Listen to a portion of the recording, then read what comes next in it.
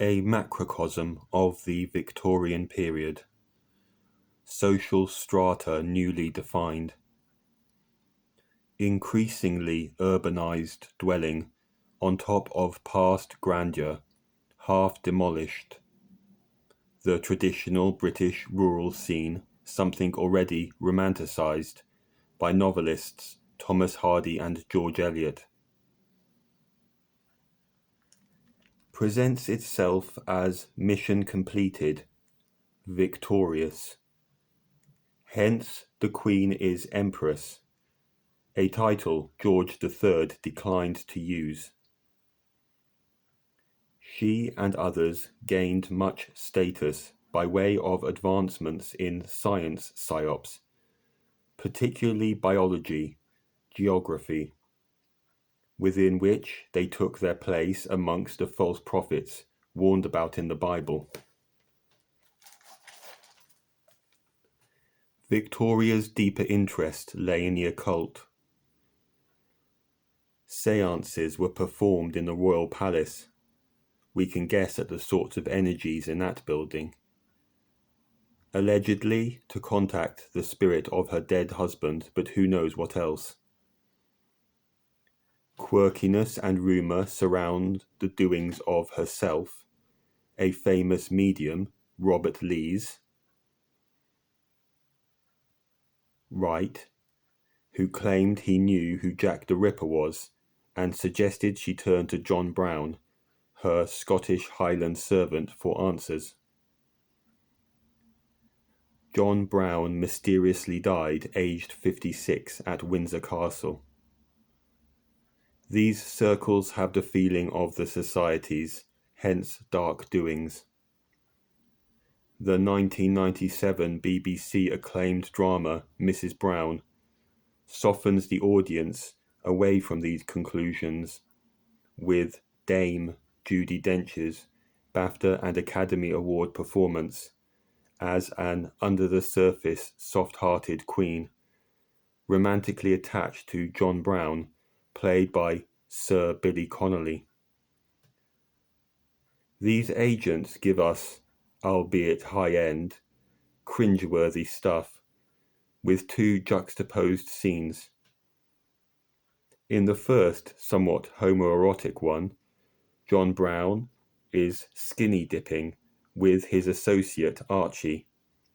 They laugh and splash each other. In the next, Queen Victoria goes swimming, but she is wearing clothes and a hat for comical effect.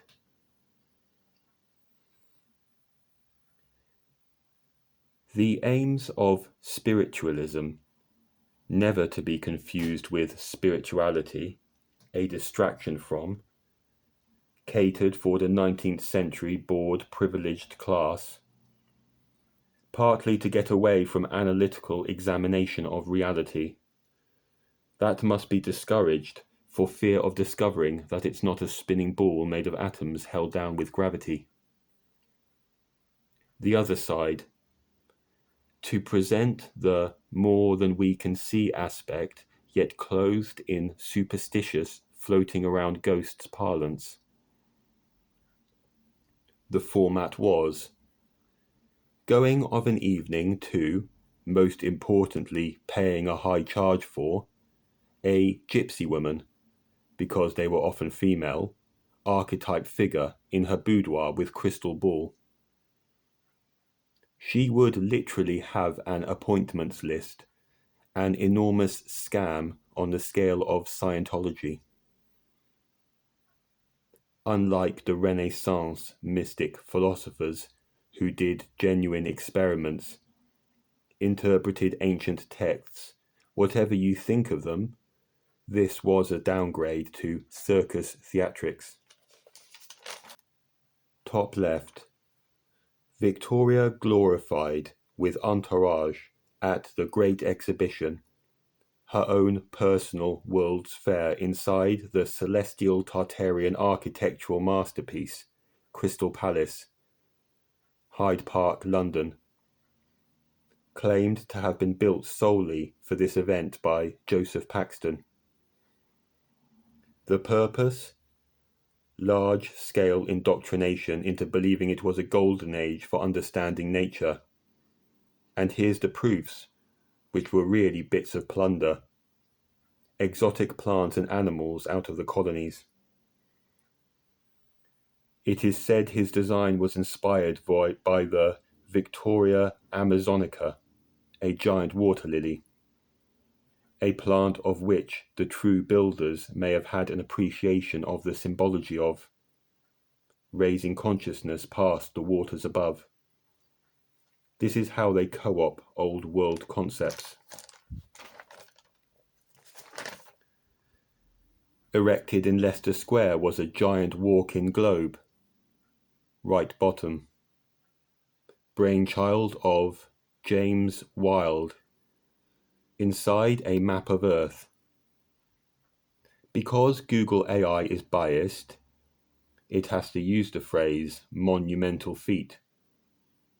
Just as, if you ask it if you can measure curvature, it is overly reassuring, quote, yes, you can easily measure Earth's curvature.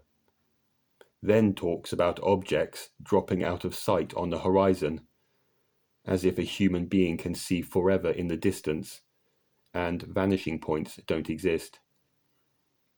AI is good for relaying mundane information, but cannot think. It is simply an encyclopedia. Funny how any way is used to get around inconsistencies. Member of Parliament Paxton, quote Wikipedia, became skilled at moving mature trees, the largest weighing around 8 tons, to make out he landscaped parks and gardens that had been there for centuries. Raw profit is also always a motive. £80,000, 10 million in today's money was provided, no doubt from taxes, to build Crystal Palace.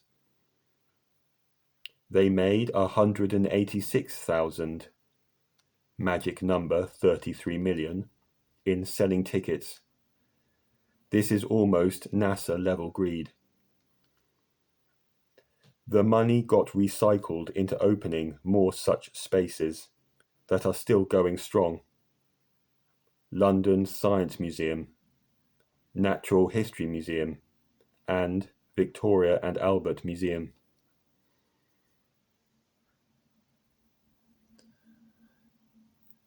19th century newspapers were the only easily available sources of information, leaving a history in clippings to continue to say, this is what happened, and it agrees with the relics in the Smithsonian.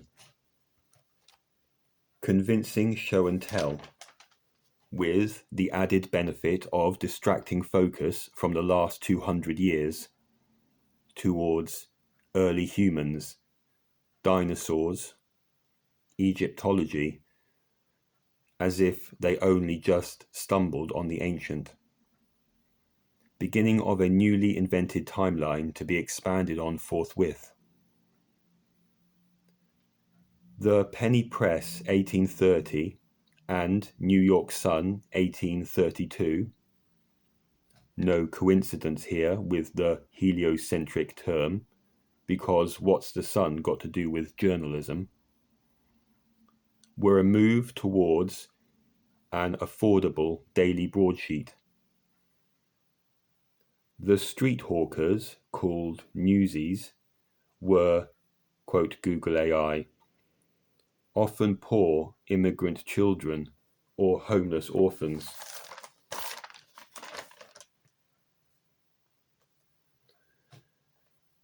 The New York Sun was launched by Benjamin Henry Day when he was just 23 years old. This was not the culmination of a career of building up capital. He had it already. According to Wikipedia, his father was a hatter. Either this means he owned an entire section of the hat-making industry, or it is code for something else. Keeping it in the family. Benjamin sells the paper to his brother-in-law, Moses Yale Beach, for $40,000 in 1838, around 1.5 million. Notably, Henry Day was very anti-abolitionist. The paper demonstrated its intent to lie on a large scale with the Great Moon Hoax of 1835. This really was like the current UFO disclosure garbage. The paper claimed that an astronomer, Sir John Herschel, had, with a high-tech telescope, zoomed in on the surface of the moon. There found a civilization of humanoid beings with bat wings, forests and pyramids. Seen left. Clearly the demonic predecessors of NASA, indulging in sharing their fantasies. The public, however, thoroughly enjoyed a bit of science fiction. Sales went up as never before.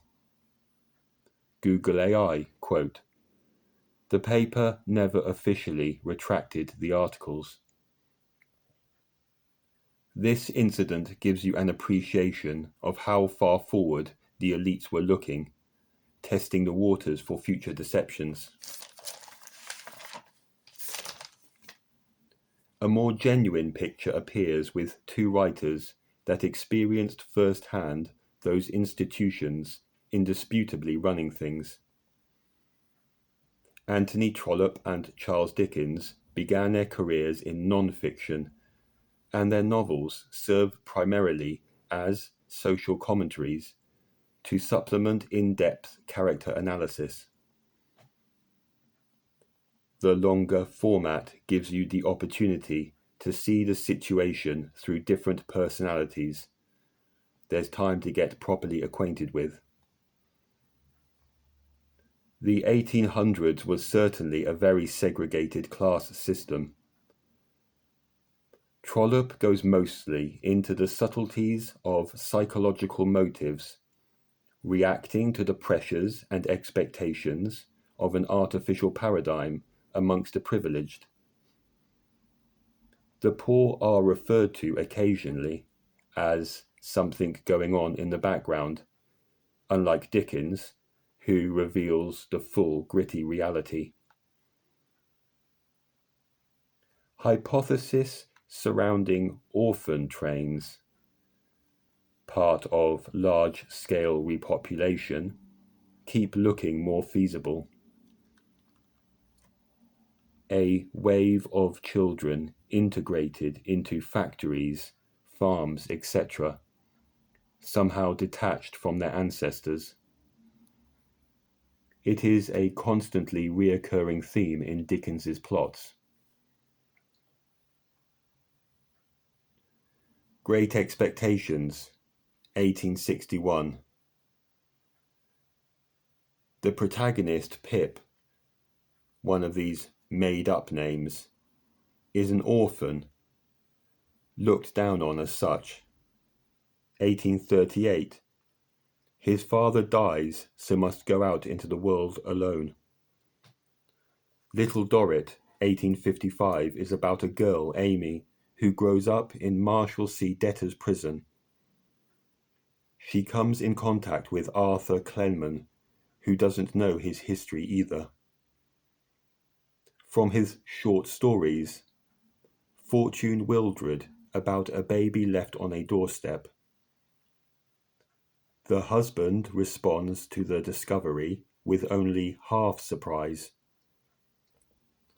By my word, this is going too far. It isn't 2 months since the same trick was played in town. Then there's The Island of Silver Store.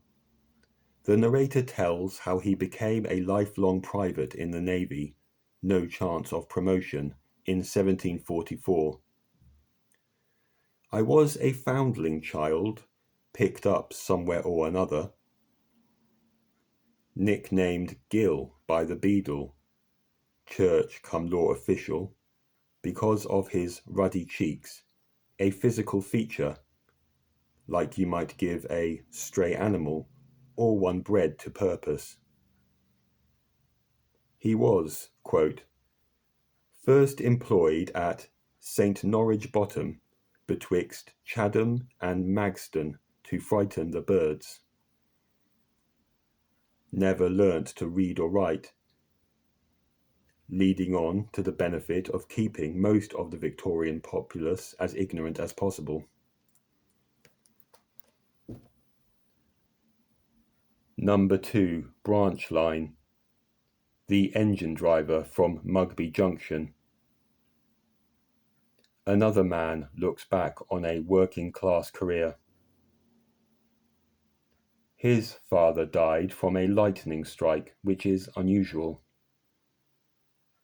The locomotive he has charge of is dangerous and clunky, surely an inferior version of the Tartarian ones. He has been provided one piece of propaganda, that his is the second line laid down in England.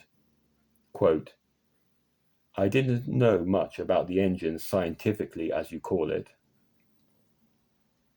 There are 2 levers, one to start and brake. His clothes are grimy, eyes look like they've been operated on from exposure to wind and rain. Quote, altogether, I've killed 7 men and boys. Ain't many in all them years. Most drink heavily to numb the body against this, quote, trying work. 12 hours non-stop eating on the go.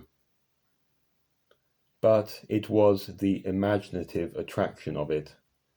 As a boy, he remembers thinking, it would be a fine thing to be an engine driver and have control of a wonderful machine like that. Therefore, quote, I took a pride in it. One of the earliest passenger trains was the Salamanca. This word means hidden, packed with evil in several South American countries. They are telling us what this is about. Its designer, Matthew Murray, has a black cast iron obelisk for a grave at Holbeck, Leeds. Just like the one in 2001 Space Odyssey and Cleopatra's Needle.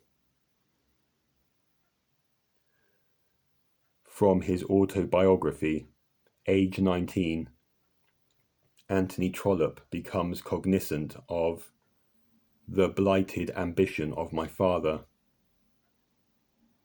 At that moment, a sadder household was never held together. They were all dying. Hence he felt he must go and leave them. There was something comforting in the idea that I need no longer be a burden. Imagine an old world before salaries, when there was a benefit to having a large family, working at a trade, becoming extremely good at it, cultivating your own plot of land. They turned sovereignty into medieval backwardness. Bleak House follows 3 young adults who fall under the protection of a legal company called Jaundice and Jaundice. Dickens enjoys lightening the load with a touch of humour. He describes the atmosphere around its baleful influence, utilising repetition. Fog everywhere. Fog up the river where it flows amongst green meadows. Fog down the river where it rolls defiled among the tiers of shipping and the waterside pollutions of a great dirty city. He goes on to show how none escape. Fog in the eyes and thoughts of ancient Greenwich pensioners, wheezing by the firesides of their wards. Fog in stem and bowl of the afternoon pipe of the wrathful skipper, down in his close cabin. Fog cruelly pinching the toes and fingers of his shivering little prentice boy on deck. There is then a comparison to the heliocentric model, which he may be treating with irony. It is not a large world, relatively even to this world of ours, which has its limits. By the by, a sphere cannot technically be said to have boundaries as it meets itself. He continues, it is a very little speck, wrapped up in too much jeweller's cotton and fine wool. Nice choice of words, due to what's being pulled over our eyes by wealth and glamour. So that one, quote, cannot hear the rushing of the larger worlds and cannot see them as they circle across the sun. Speculating here on how large they are and the incredible speeds, yet this isn't noticeable, to say nothing of feeling no motion below.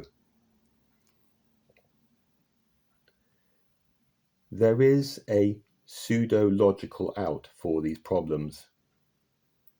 For while Pluto is much further from the Sun, 5.9 billion kilometers to Earth's 150 million, its orbiting speed is less, 17,000 kilometers an hour to 67,000, because it takes proportionally longer, 248 years per circuit.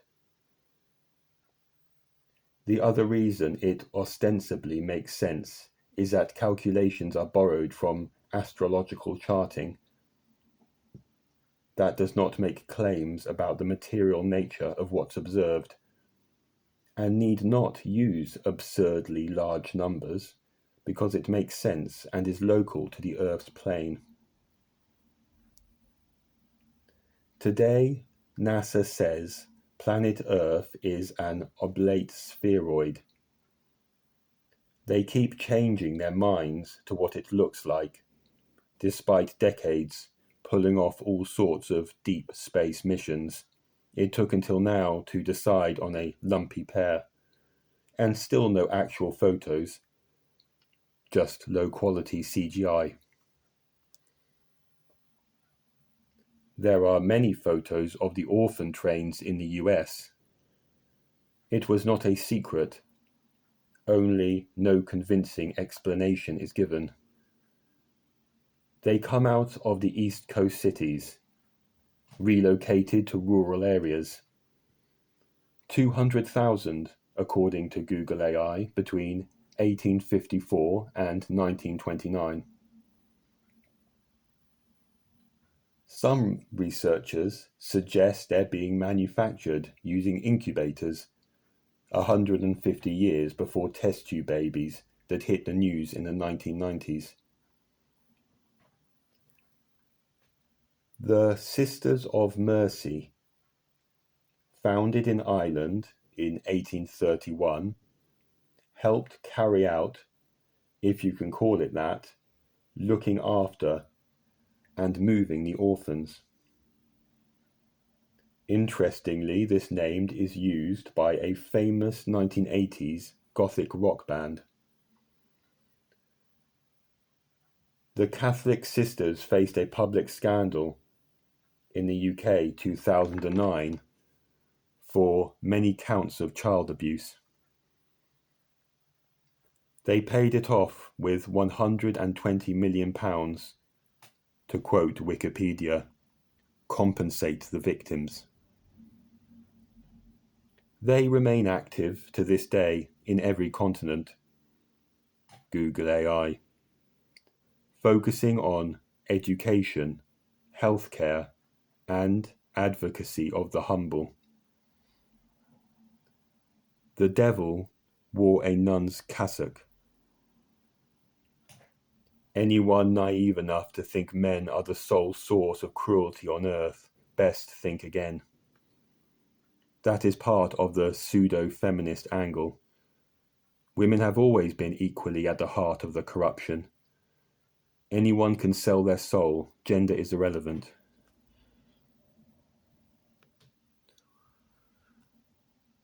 Charles Dickens's critique, The Lost Arctic Voyages, begins with explaining how several real cases inspired Byron to cover the tragedy at sea subject in Don Juan. These being, pre-1800, wrecks of the Centaur, the Peggy, the Pandora, the Juno, the Thomas, also referring to Robinson Crusoe and the Rime of the Ancient Mariner. The British, US and Scandinavian elites together were becoming very active in addressing inevitable questions about the North Pole. Since the Empire owned the whole globe, it only figured they should map out the top of it. Many expeditions in one century, but somehow managing to keep the soap opera going, like the 20th century space missions, until Raoul Amundsen reaches both poles in 1906. Crews either disappeared, became stranded, stuck in ice, or got scurvy, so forced to turn around. A chain of excuses. They did serve to set up bases for surveillance around the centre of the flat Earth. Come up with replacements for the long-removed Tartarian navigational charts.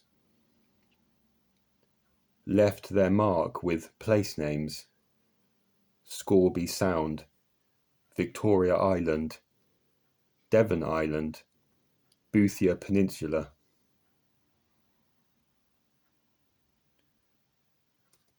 Wright, explorers John Ray and J.A.D. Jensen doing the crooked arm pose.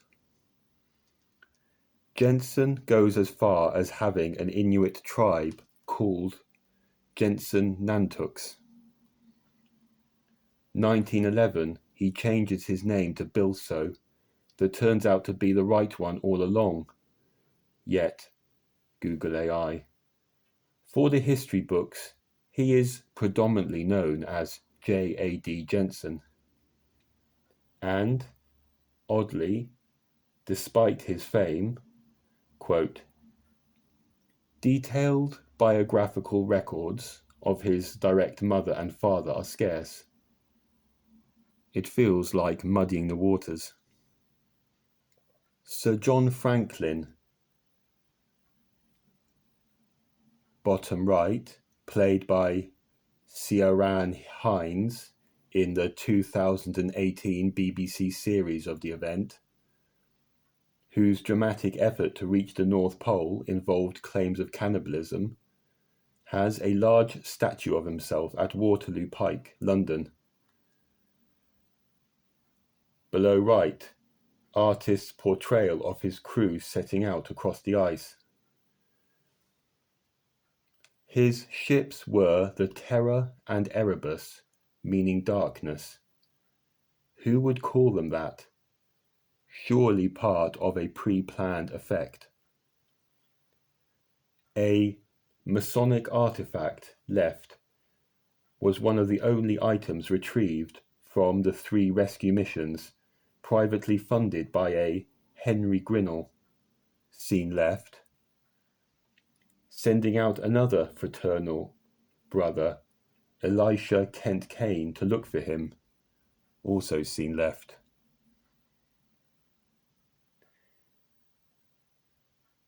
Kent Kane is welcomed en route by St. John's Lodge at St. John, Newfoundland, given a Masonic flag to plant if he gets there, which he doesn't, however taking his time to survey 960 miles of coastline. Another Grinnell, Josiah Bushell, simultaneously founded an entire town, complete with university and a Masonic temple, to house Herman Lodge, number 273.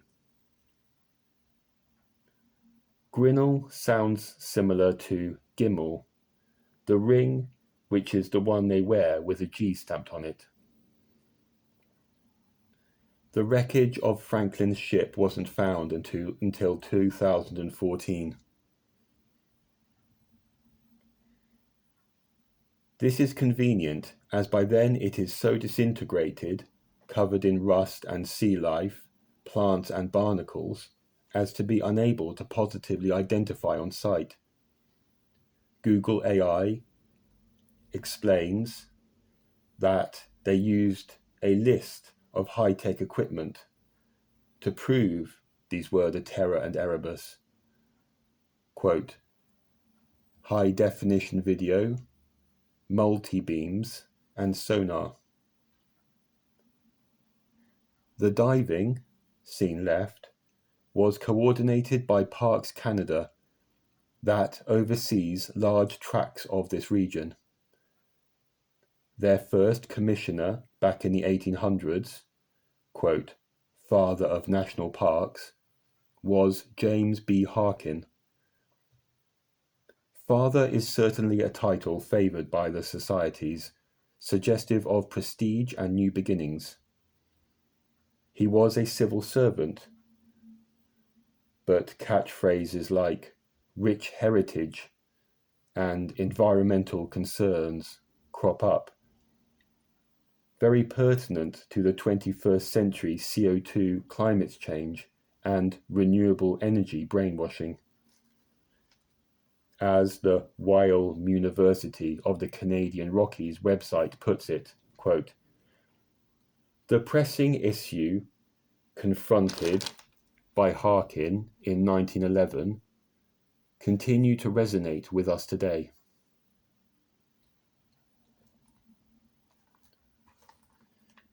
Dickens notices how descriptions of hallucinating and cannibalism come up with the sea tragedies rather than those on land, other than desert mirages, which are partly an atmospheric phenomenon due to heat.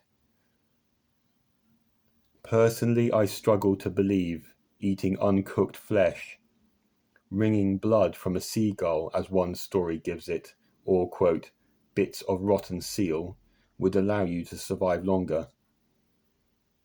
Or, for that matter, that someone in this situation would be keeping a notebook of the gory details. Either that, considering how often it occurred, they wouldn't bring the necessary extra dried supplies and water in the first place. One biscuit divided into 12 sounds ridiculous. Perhaps it was to make the populace empathize with their masters for heroically sacrificing themselves for progress.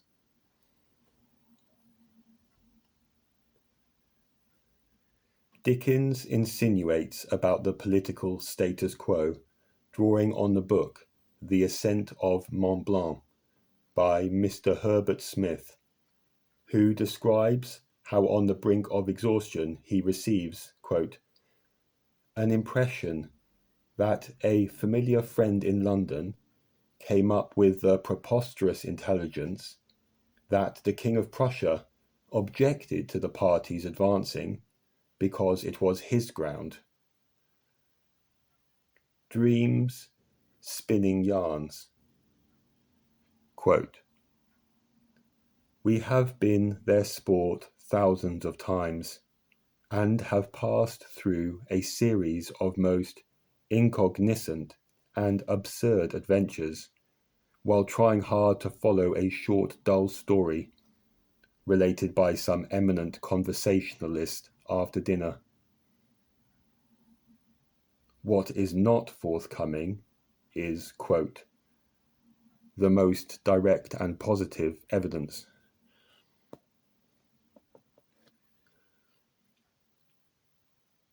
In closing, he reflects how some of the same individuals the Victorians used as go-tos for information were the same that said they'd seen Jesus and the Apostle James fighting with Cortez's troops, who, quote, possess, therefore, to say the least, unusual range of vision. I would propose most of the excursions were made up. Like the astronauts, those involved were richly rewarded. If necessary, disappeared under different identities. Dickens understands how cannibalism was used to undermine respect for humanity, particularly as connected to the savage, that diminutive term for colonial natives. We are really just animals in the jungle, not long from transforming from monkeys.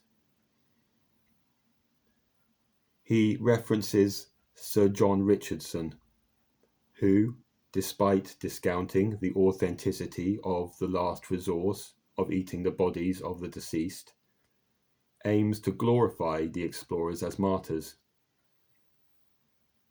He states cannibalism takes away from the, quote, noble conduct and example of such men, including their own great leader himself, which, inculcating cosmological imagery, outweighs by the weight of the whole universe the chatter.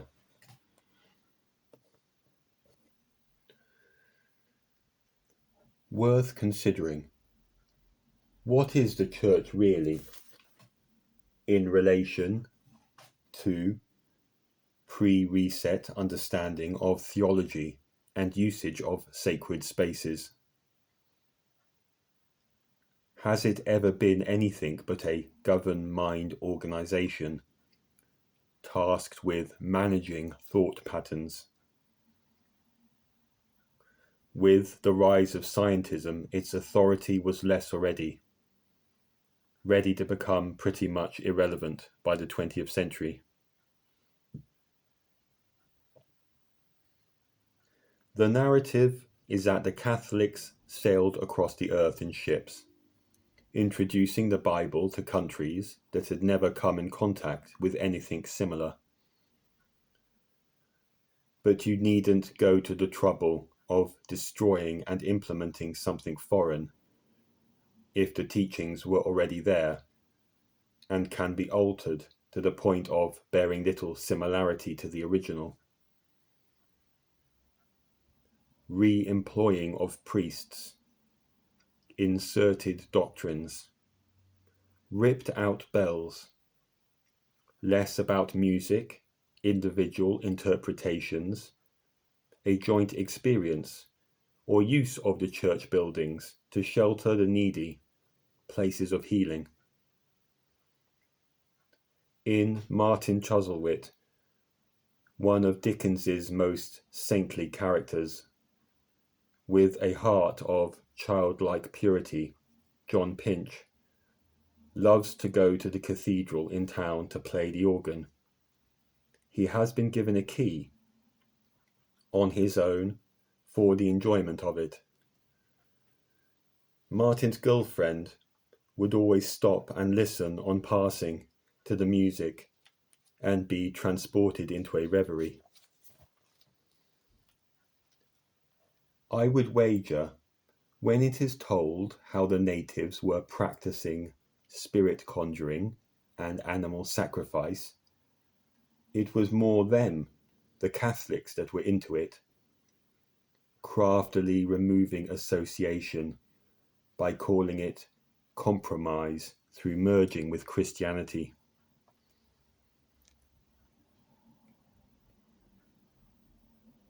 Google AI explains, incorporating the All Blacks are slaves from Africa psyop, quote, to keep their ancestral African religions alive without facing severe punishment from their enslavers, enslaved people disguised under the guise of Catholic saints.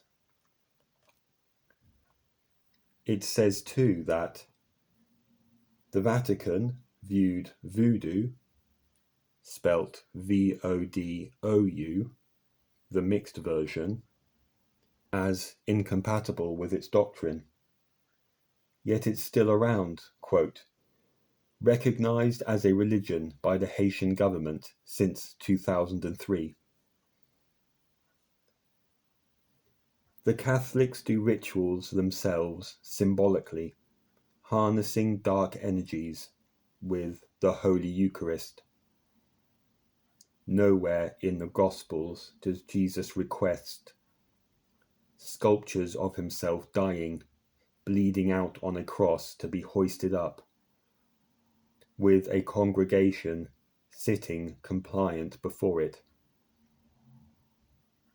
The Last Supper was sharing a meal, dwelling on suffering and pain with a need to be forgiven from without is just what the energy vampires need. They explain it away with a mishmash of Bible sections, like the Lamb of God. But cutting an animal's throat and letting another one loose to wander the desert was the types of thing Jesus was trying to get past. He chose bread, grain, and fruit, grapes, for the Last Supper. Eyes fixed on the man in robes, passing around a money basket. I would give them some coppers, because the Mass made me feel nothing. Then they have the special envelopes, for those that are donating notes. See these hypocrites slowly placing it in, looking around for acclamation, then crossing the road on the way home to avoid a homeless beggar.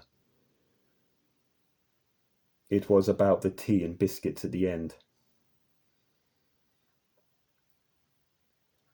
Anthony Trollope released 10 essays in a paper, the Pall Mall Gazette, 1865 to 1866. Each one deals with a category of priest, beginning with the most important, the modern English archbishop. Trollope tells us the archbishop is still a peer of Parliament, but has no more the position or attributes of a prince. That this change happened only in latter times. Casting back to Thomas E. Becket or Wolsey as representing ecclesiastical power greater than politics. That type of position could be argued to be autocratic. But then what if these were high-functioning men, expected to stick to a moral code? Better one good king than the post-1800 soulless machinery of state. Thinking of Henry V or other Middle Ages monarchs, literally on the battlefield next to their subjects who willingly follow orders because there's a trust in his ability. There has not been a single one of this caliber in the last 300 years. For one, because the old world style of leadership became irrelevant. Nowadays, it's another extreme. Everyone's equal, should go to university, be an artist, dress how you like, without shame, butt cheeks and cleavage hanging out. Be a police officer, do any job however inappropriate to your skill set, however stupid and untalented you are. This is 21st century wokery. It follows that Parliament ministers are clowns too, though they are making important decisions that affect everyone. Respect and dignity are concepts in decline. For Trollope, quote, "The change is only now completed. If he saw British society today, he wouldn't believe his eyes." Analysing this link between perception of the many and those in high office, quote, "We in our English daily life are daily approaching nearer to that Republican level which is equally adverse to high summits and low depths. Leaving uniformity, stay in your box, stunted ambition. No more the, quote, strength and obstinacy of the prior archbishops." Trollope says the evil is that the ability to venerate is a high quality. So, quote, "the altered minds of men have altered the position of the archbishop." He tells of other ways they were undermined, by having less wealth based on real estate, that the law now decreed that once chosen, they could not be easily removed from office, unless in cases of madness or murder, so were not made to feel like they need be effective. Quote, "His guidance must not go beyond advice, for in the religions of today, moderation is everything. Diluting down Christianity to the point of what's the point? To leave the door open to atheistic scientism." The process is further examined in the 10th essay. The clergymen who subscribed to Clemenceau. These were free-thinking liberals who, for 20 years, had started questioning every aspect of the religious status quo. That, quote, "the old Bible chronology is defective." Trollope is astonished how quickly its teachings had had its results from men of whom we know much. That is to say, they were being propped up, especially in the cities. Isolated rural areas are logically the last to hold out for any type of conservatism. He explains how other clergy go along, since not liking to stand in the face of public opinion, quote, "conformed in some degree to the new doctrines, though to himself the feeling is simply that the ground is being cut from under him." One thing they were arguing against was the 6 days of creation, setting the scene for Big Bang Theory. It created a division in the church against the, quote, antediluvian rectors and pietistic vicars.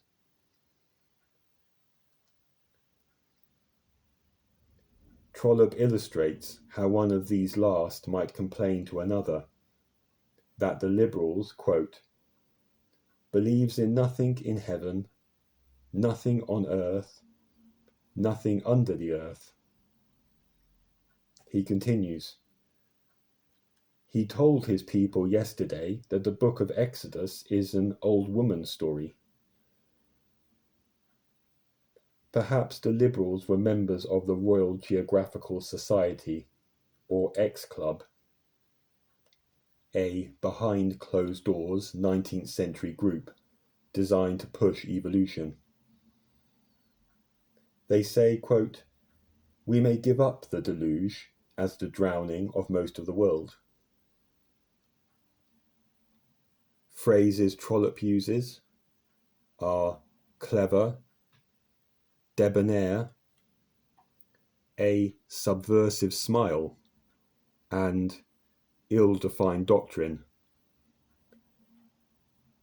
pointing towards manipulation. In 1835, the Catholic Church meanwhile brought out of a vault called Index Liborum Probitorum the works of Copernicus and Galilei. They felt it was safe by then to give up the charade of opposition, seeing as Copernicus was one of them, a canon at Frombach Cathedral, Poland. Pope Clement VII supported him. His patron was Lucas Watzenrode, Bishop of Warmia.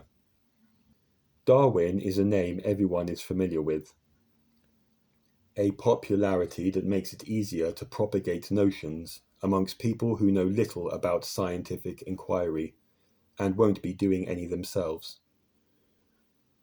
Einstein and Hawking are others. They are tethering points, associated with grandiose expressions such as Google AI, groundbreaking. Yes, indeed, Darwin did leave us in the quicksand.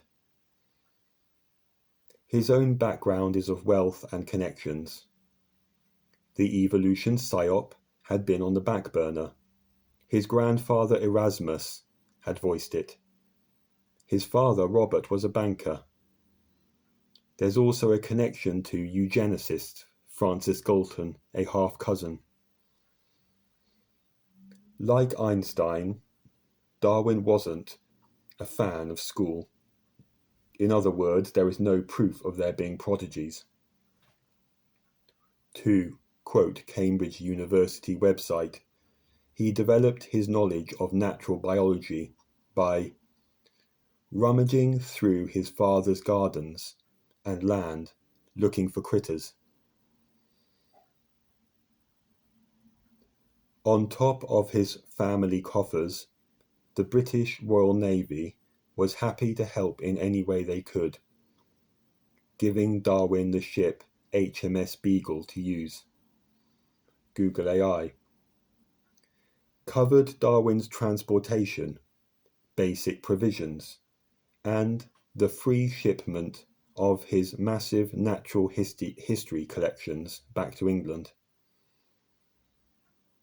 The map, right, shows he covered every part of the Earth, sans the Arctic.